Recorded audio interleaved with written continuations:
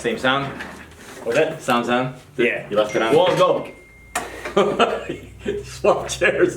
That's Cheryl's favorite chair. She sits like she's in a lounge chair and she likes the one arm down. It makes no sense. Tierney's getting tired.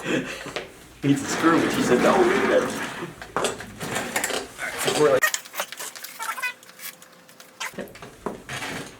Okay, welcome back everybody. We're here for another video. We're going to do a video on what new agents should do right when they start off. My name is Mike, you know who I am. This is John. John Rummel, Signature Real Estate. We're going to do a quick video on what agents should do right away, right when they get their licensing. Kind of, you know, opening up and kind of like preliminary advertising and stuff like that. You know, the day you sign up as a new agent, you kind of sign your contract.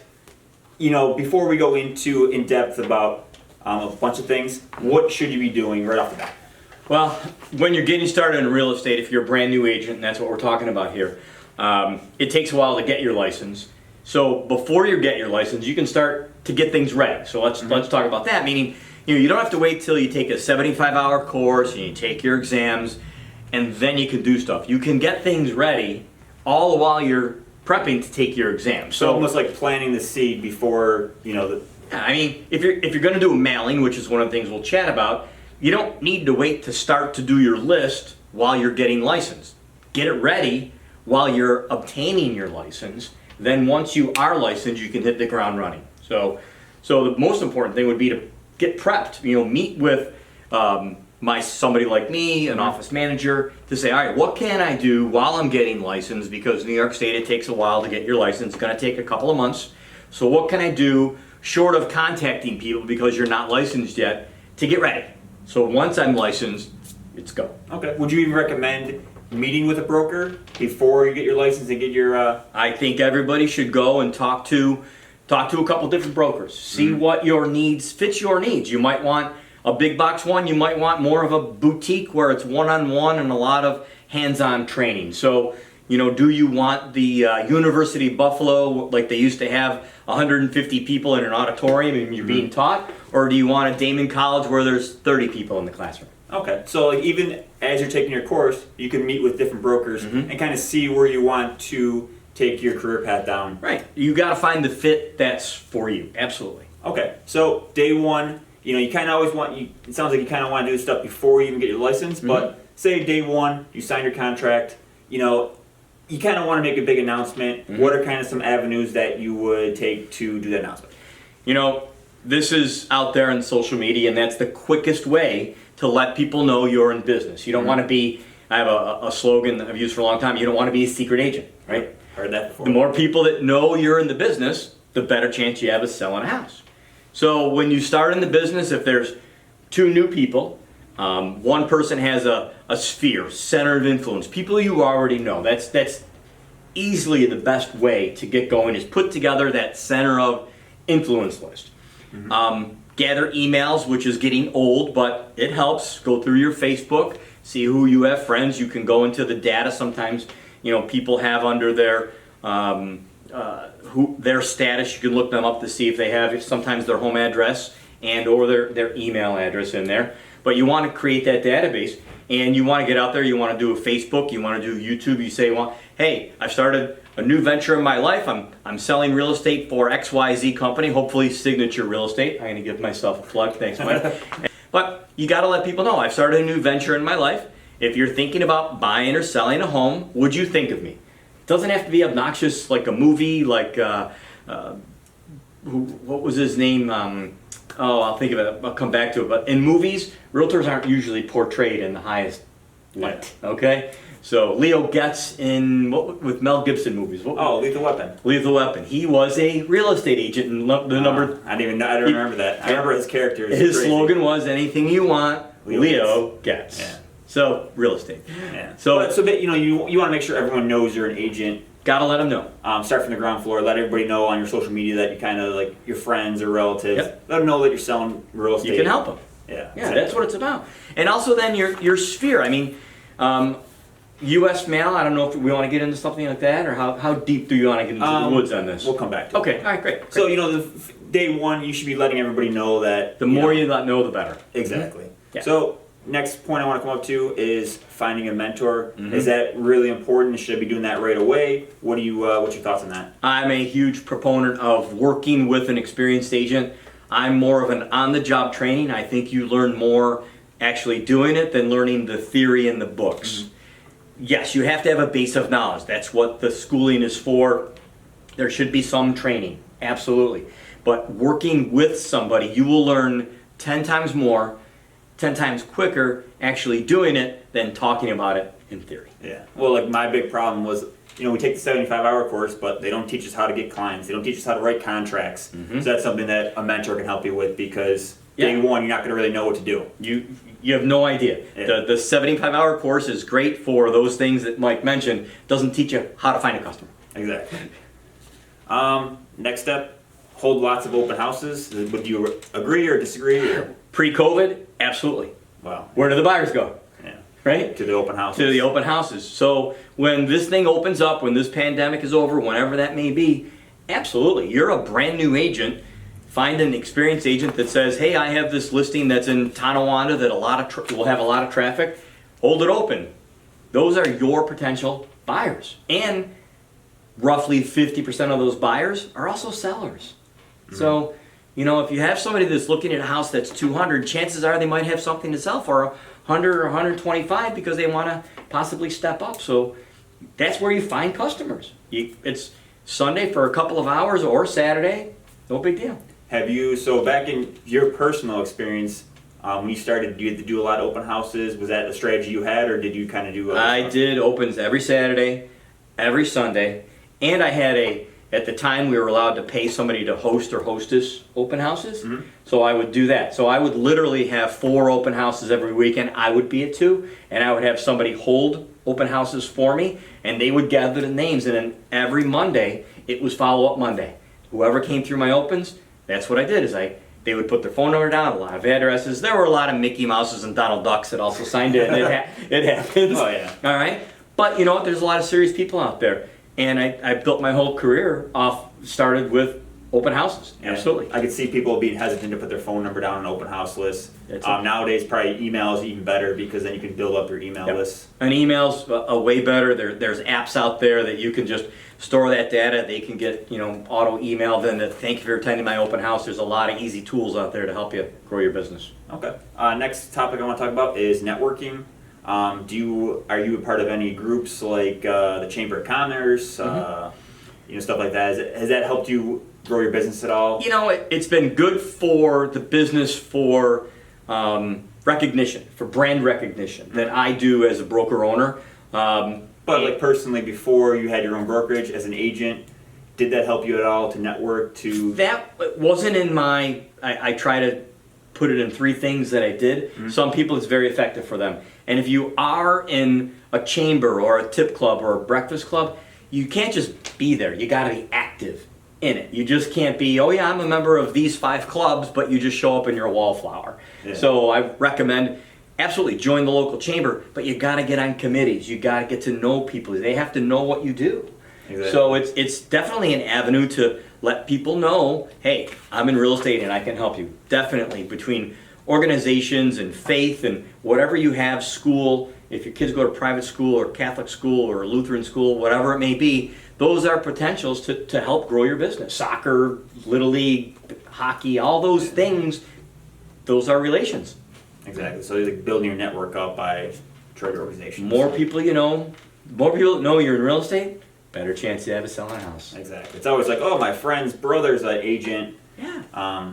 More people we know, the better. That's a great point because what I think you're saying there, it's not necessarily the person that's on the hockey team, that mom or dad. They have a sister or a brother that might be thinking about buying or selling, and they would refer you. That's a great thing. It's not just those 20 people on that team. It's their sphere also because Buffalonians like to touch and like, oh, I know somebody.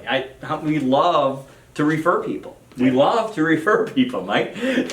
So circling back to, when you first become an agent, you kind of want to start building your network. This is kind of everything we're talking about is going back to that.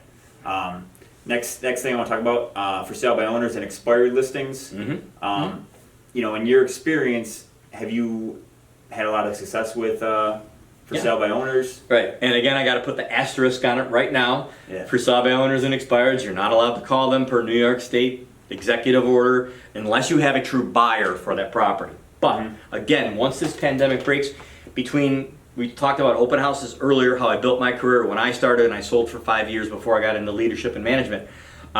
It was all about open houses and calling for sale by owners and expired listings. I never had less than 10 listings in my inventory as an agent, and they all came from either expired listings, for sale by owners, or my center of influence. Even so, like when you first started, how long did it take you to get the 10 listings? Took me about 4 or 5 months to build up to that because I was relentless. I treated it like a job. I went in, I made 20 contacts every day, and that was talking to somebody. So that would be, when I started, 40 dials to talk to 20, which was an incredible ratio. It's a little bit different now, different avenues to touch people. Yeah. Tough to call people today. I feel like a lot of people don't even like answering the phone anymore. Even if I got a new phone number and I'm like calling people, and even though I told them what my number is, they didn't program it in. Yeah. So it's like, do you know who you're talking to? I did have one this morning. So This is this is John. John your who? friend.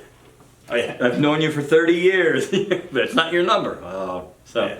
But yeah, it's once you have a little bit of experience, once you can handle some objections, once you can show to somebody that you know what you're doing.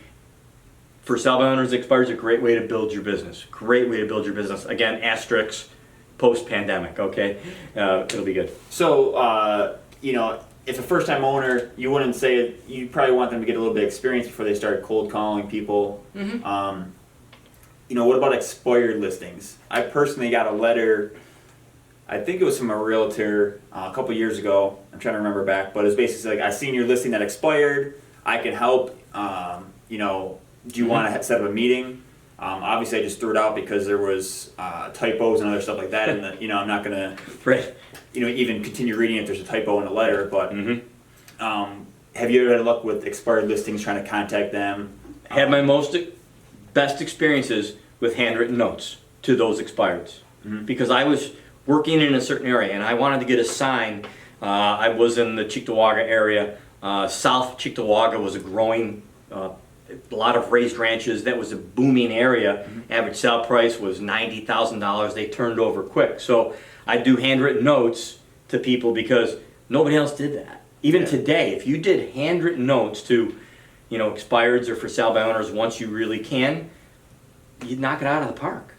Because, when you get an invite to a graduation party or a wedding, it's a nice envelope, and you open it and you get excited about it, right? Who is this? Yeah, oh my gosh, that's happening. But, sure, they're not going to be that excited about a prospecting letter. Yeah. But if it's handwritten, you're going to stand far and above somebody that sends out a typewritten one that's folded and it's half crooked and there's typos. Have you ever seen those letters you get that's like fake handwritten from like Geico or somebody? Oh, and I look at them every time. Yeah. How'd they do that? Yeah. How'd they do that? It's just a font they use. Right, it's amazing. I'm so amazed by the fax machine. So On our next topic, write handwritten notes. yeah, it goes a long way. For any agent, new or experienced, let's say you do start to do open houses and people show up. If you have some good addresses, you send them a handwritten note. They're a prospect for the future. If you go that step, so few other people will. You talk to somebody about buying or selling, send them a handwritten note. You meet somebody that says, hey, I'm thinking about it. You send them a note, pleasure speaking with you. I used to be a big golfer. I've golfed all of 3 rounds in 2020, so 3 total rounds. That used to be like the first 6 days of any week back in the day for me. Why have you been getting golfing? Gotta work, man. Gotta write handwritten notes left and right? I'm just writing handwritten notes all the time. But I did have, I was up with one friend earlier this summer. There were 2 guys that I met. I made sure I got their information, just put it where they worked. They told me. I sent them handwritten notes. I got a very nice text back from each of them saying that was really nice of you to do. Somebody I was golfing with, they both owned businesses. I said, well, that's prospecting for me and for the company. Send them a handwritten note. So send them a handwritten note, they send you a text, then all of a sudden you're Now I have a phone number, Yeah. right? And now they're in the database. Yeah. Okay. Yeah. Next one, create a digital presence. We sort of talked about this by, posting on your Facebook and some other Right. stuff. Mm-hmm. Do you personally have any, like, strategies for online presence at all? With anybody doing it, it's spaced repetition. The key to marketing, when I took it in school way back, was the best marketing is spaced repetition. We hear the different attorney commercials all the time. They ring in your head. Now they're spending a lot of money, okay? But little jingles and things, for those that might be a little older, McDonald's had a thing, 2 all-beef patty, special sauce, lettuce, cheese, pickles, onions on a sesame seed bun. It was a commercial they ran over and over and over again, and every kid my age knew that, and every parent, for some reason, it just went in our brains, and it's there for forever, okay? Never heard of that. See, Google it, okay? You'll see other old commercials. It was just there. So any kind of spaced repetition, if you're when you're new in the business, set when you're going to do your post. People like fun stuff. People like houses. People like anything with financing. We post stuff as far as a company. We encourage our agents to share it to their sphere. They can put a note on it. We can also personalize it for them. But you have to. It's spaced repetition. You can't. You can almost expect, even schedule ahead of time. Absolutely. We have a CRM, and you could schedule out a whole year of emails by sitting down with an admin for 2 hours, and you could have your whole year done. I want to send this out every 3 weeks. Done. And just go through and do it, and it gets scheduled, and it just happens, and it's magic. It just goes. It's magic. I mean, one less thing to worry about if you're doing it for a year out even. Do it. That's what we're meeting with folks now. Plan it now, because it's just set it and forget it. Because then you can be on to another thing. Hopefully the open houses, set up a day for your follow-up and feedback, calling your expireds, calling your for sale by owners, talking to people on your center of influence. You have to be out there. You can't be a secret agent. So, create that digital footprint, but do it strategically and plan on doing it. If you want to do something that is going to be sent out on November 15th for Thanksgiving, put it in your calendar for November 5th, because you have to get it ready and you got to think about it, and you don't want it to be half of what it could be if you practiced. Yeah, and even all the stuff of doing it, once a month or whatever, that's going to get you. That's going to pay you dividends down the road, not just right away. So you got to be consistent, but you got to be patient as well.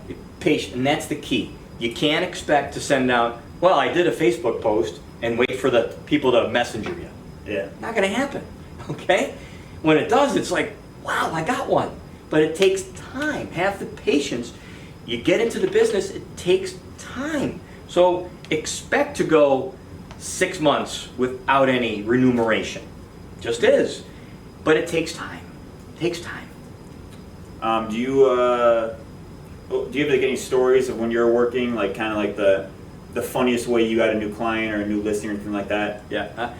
On the expired listing thing, this is one you never heard of, and Lori likes this one, our admin. I used to send handwritten letters. Okay. I'd send out 10 a day, and I would photocopy it. So these are just like kind of almost cold calling. You would just kind of write down like, I saw your listing that expired. Absolutely. Yeah. I considered my expert. I was a remarketing expert, term I came up with. Okay.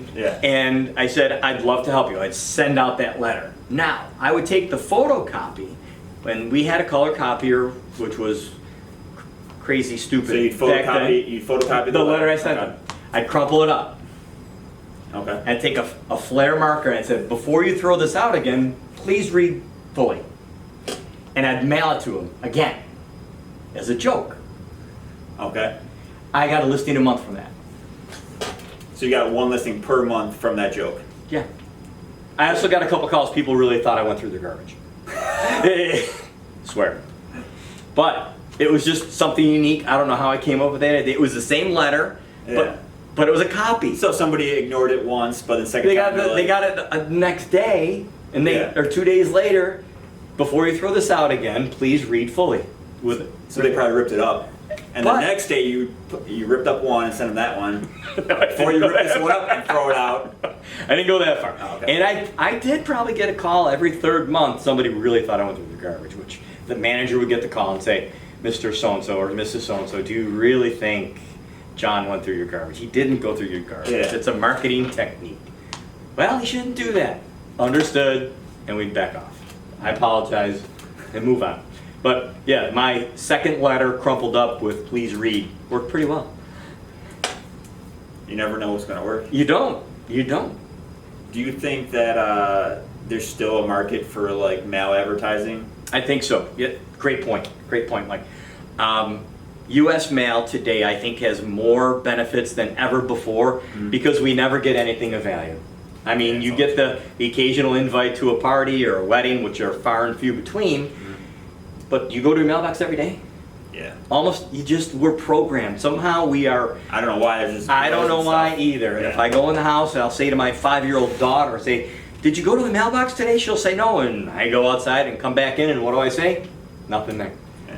I mean, everything's electronic that I do, but I've got to go to the mailbox. And that's almost everybody I know. So yes, using the U.S. mail to your benefit is phenomenal. I think it's so inexpensive, and there's services out there. You can send out mass mailings if you are good at it and continue it if you're not doing handwritten ones for 60 cents a piece. Yeah. Lock, stock, and barrel, the envelope, the paper, the stamping, the addressing, everything. It's incredible. And they get something that's of value in an envelope because they open it, they get excited. It's always better to be like an invitation size envelope so it looks like something. Put your name I as hate those. I'm like, a wedding. And I'm like, oh man, I can save 4% on car insurance. Geico again. Yeah. Progressive. But again, that's that's what they do. I mean, their advertising budget's a little bigger than ours, a little bit, Yeah. okay? But you can use U.S. mail, it works. It works better than ever because, I mean, think about it. 30 years ago, that was the only way to contact people. You got tons of stuff.